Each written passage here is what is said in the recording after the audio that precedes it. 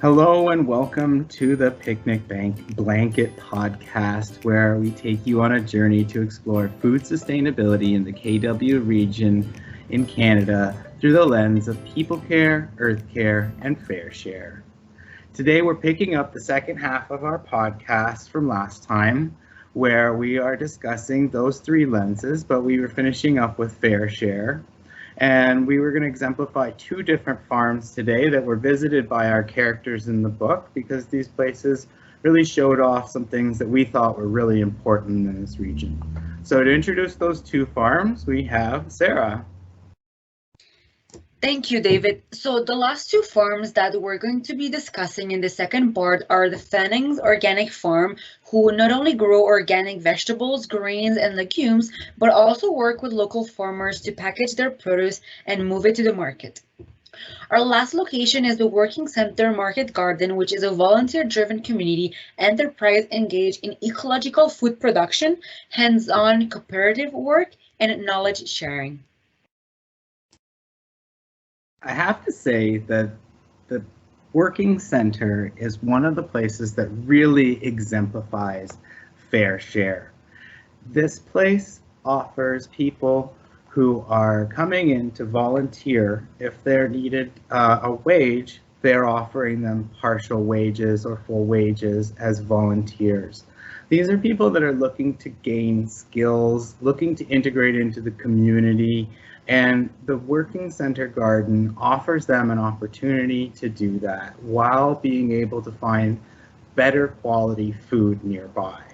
So they have this thing where they're able to really build their skills and offer it not only to the community that they serve, but the rest of the community, because these people, when they're able to build these food skills, literacy, they're able to take these skills and move them along, and just as the characters in our book, be able to share them with the next generation and their families, so that they may not have to use these institutions to learn this. They can go back to being able to learn it in their homes on a regular basis.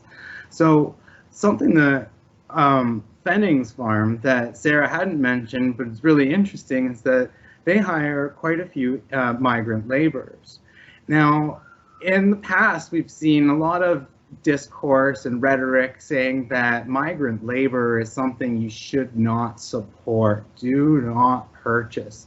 And I am one of those people. I was guilty of it. And unfortunately, it feels like I'm just a victim of circumstance because I wasn't made aware that in Canada over the last few years, they've made big strides in changing a lot of the issues that were going on with our seasonal agricultural worker program. Now, that program allows workers at Fennings Farm to gain skills, but they also share those skills and those traditions and cultures with the people they work with.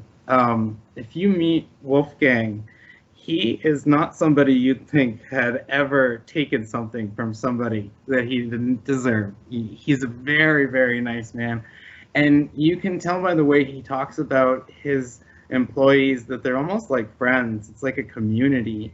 And I think that really exemplifies where the fair share allows them in there, because he's able to use this migrant labor and still supply to grocery stores and other right across the country. So it really changed my perspective and what I was thinking about that. So I know that Sarah had some further ideas and thoughts on it, so I just want to toss it back to her because I could just talk about Wolfgang all day. So let's hear from Sarah. Thank you, David. Yes, I think that what you just said about the whole fair share part just ties in beautifully with what we call people care. So let's first take a look at what people care means at the Fennings Farm. So basically, like you already said, they work, like we already said, they work with many local farmers to pack their produce and move it to market. So basically, like this is allowing farmers to focus on growing their tasty, fresh, organic produce. So already here, like even without talking about the employees, we are basically already looking that like not only are the employees being taken care of, but also like the farmers that they work with, because they're sort of like taking that burden of having to for them to move their produce to the markets from their farmers away for doing it to them. So they have this concept of local first, and so they are very family and community building focused. So from that starting point, they try to develop a lot of beautiful relationships, and as you said, beautiful relationships with their staff as well. So their staff includes a lot of migrant workers who are not only employees to them, but they're also considered as neighbors and friends.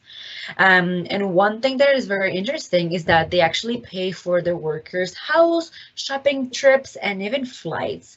And so we can see here that they really try to make it as easier as possible for them to be really able to save on the costs, because basically they're coming all the way here to make money, and they want to take that money home, right? They don't want to be like spending that money here. They want to take as much money as they can at home. And another thing is that most of these workers do not speak English. And so one might think that these types of situations are very hard, especially for the people that hire non-English speaking workers. But the way that these types of relationships have a breakthrough is actually very easy. And it all starts by learning simple words in each other's language. So a good example at the Phoenix farm is the fact that English speaking workers greet other people in their native tongue. On another side, great importance also has to be given on how you introduce these people to a new life environment. Because for these people, it's not only their workplace that is new, but they're coming to work in a country where they have never lived before. So for example, one thing that started to happen is the fact that people were being suspicious and sometimes even scared of the workers when they first saw them enter their shops. And this is a real story told by Wolfgang. And so that I think that this arises a very important point of systematic discrimination and the way that our brains are wired. So I started to inquire a little bit about why this happens and why sometimes we are more wired to think that some people are going to do us harm instead of other people just because of their appearance. So while I look into this further, I found the book of Moral Tribes by Joshua Greene of Harvard University, which explains how we are so wired for tribalism. And what this means is that we do not intensively avoid strangers from our own community because they resemble to us to some extent, either in race, in language, or the manner that they behave. And so unfortunately, what happens with a lot of immigrants is that they're usually excluded from the national tribe. So basically, Greener writes that we intuitively divide, and I quote, the world into us and them, basically an in-group versus an out-group. And then further research has been done by the MIT Mina Chikawa and colleagues, and this study reveals that we often fail to emphasize with individuals whom we perceive as the people that are in that out-group membership. And so basically what this happens is that we mentally categorize immigrants as outsiders and we fail to empathize with them and secretly take pleasure when bad things befall them. So basically this cumulative effect is that societies neglect and marginalize the immigrants in their minds, and this has a huge effect as it exacerbates immigrants and usually has a lot to do with immigrants ending up with very low paying jobs and living in poor neighborhoods. And so basically, Sarah, can I jump in? I just wanted to say, you've reminded me of an article I just read in the same regard of that it was, the title of the article was Listening to the Workers.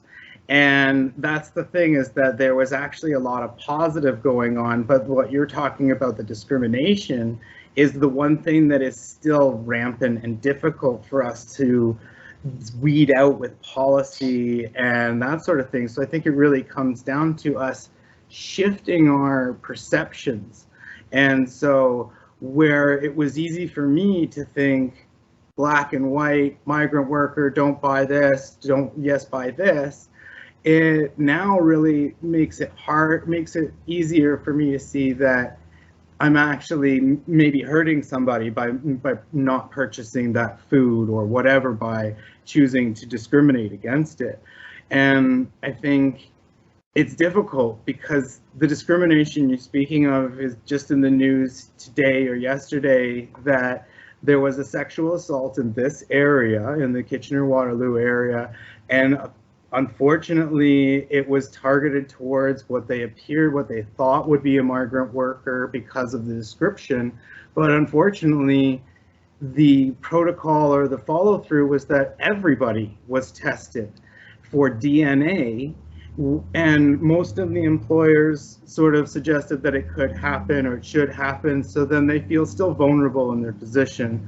And I think that it's important to know that things aren't perfect yet, but they're getting a lot better. And I think exposure and us learning about them is what really brings it down, is when we hear stories like Wolfgang's or these other ones that really direct us to saying that, you know, it's not the same as a black and white situation. It's very gray, and we got to be a little bit more attentive. Totally. Thank you so much for bringing those points. I do feel that if we're able to bring that up here in a group setting, then it really means that these issues are not only in paper, but these are issues that really exist, even though we might not be the ones who directly either suffer the impact or might not be the ones who perhaps are the direct effect of it.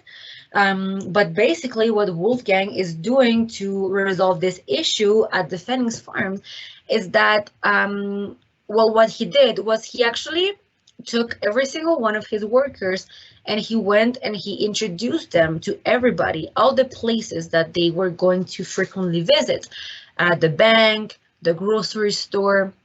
So this just created such a huge sense of community, and it just basically demonstrates how important communication is, right?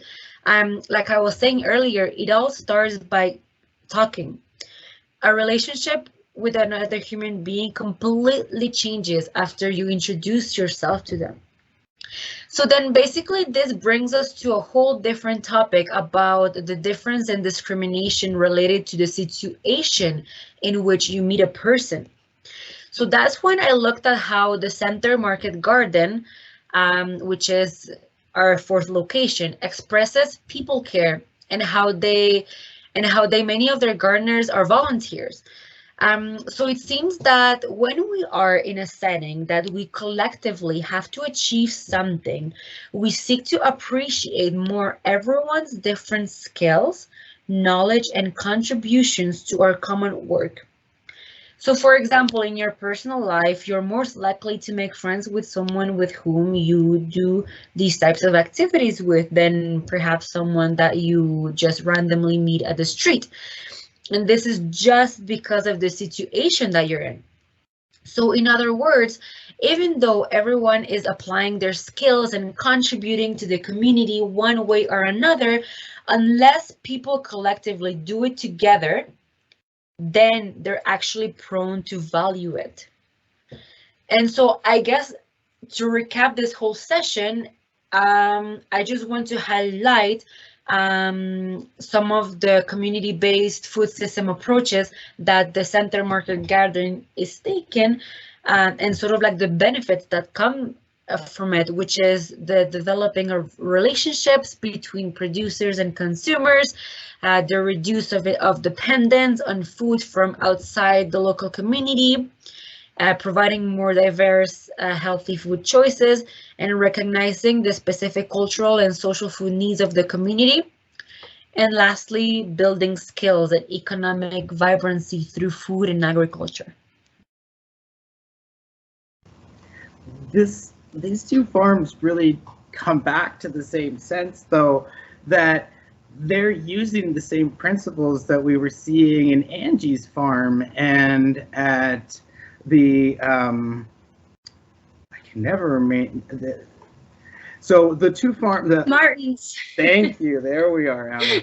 So Martin's farm. I think that those things are both being present here, and so I was hoping, yeah, Emma, you could help talk us through how these two places are also seen through the Earth Care lens that those first ones were doing so well.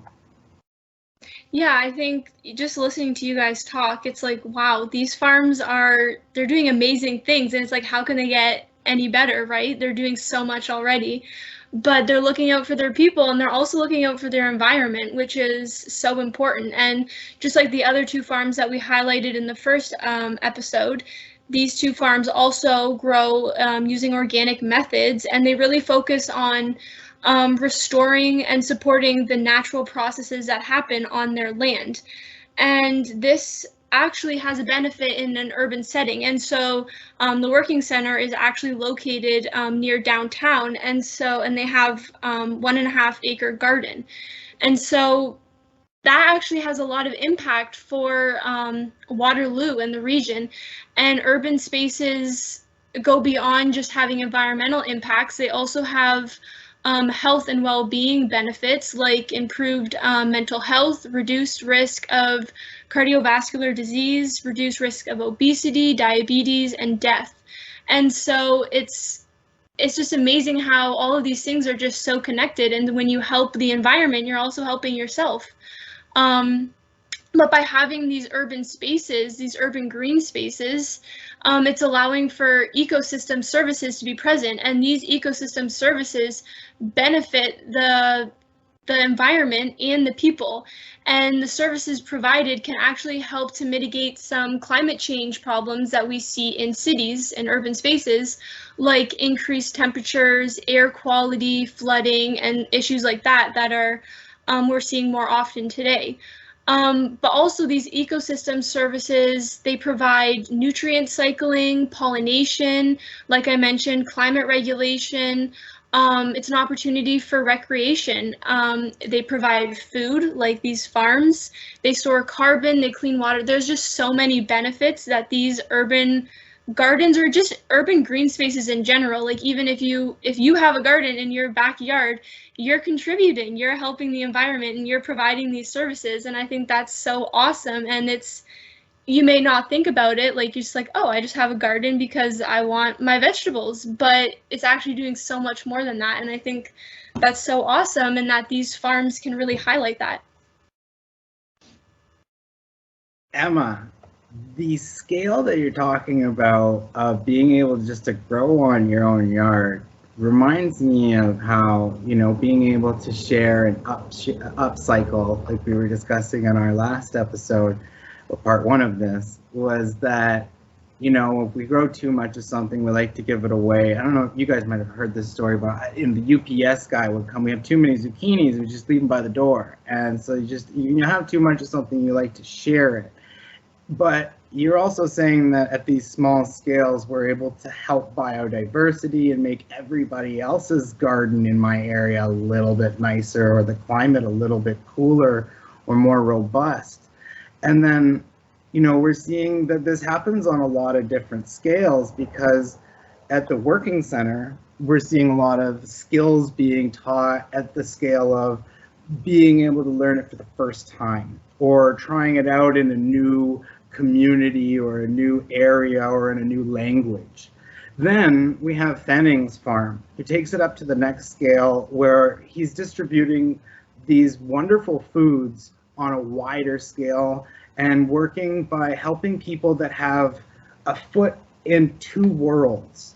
These migrant workers have stakes in both places, and I think that really speaks to how the things that Fenning would prefer, because his preference would be to allow these migrant workers to have a better long-term trajectory in the agricultural working world. And I think that's what comes down to FareShare, is he's able to provide these organic foods at some scale on a wider one that's more accessible to more people, but he's also an advocate for those who want to be able to stay in this work. He finds that the workers that come there are very eager to learn and want to keep doing this labor, and he admits that some of them may leave if they got permanent residency. They may leave for some other high-paying work, but he knows that he has a lot of workers that are inspired and really enjoy farming.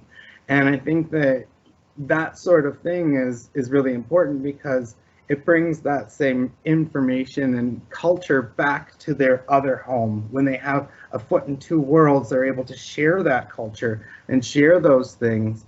And I think, Sarah, you said something earlier I just wanted to touch on before we wrap up, is that those things they have to break, and that you have to act differently or you feel out of place. And I had an article, and it was about the act of forgetting for the migrant workers.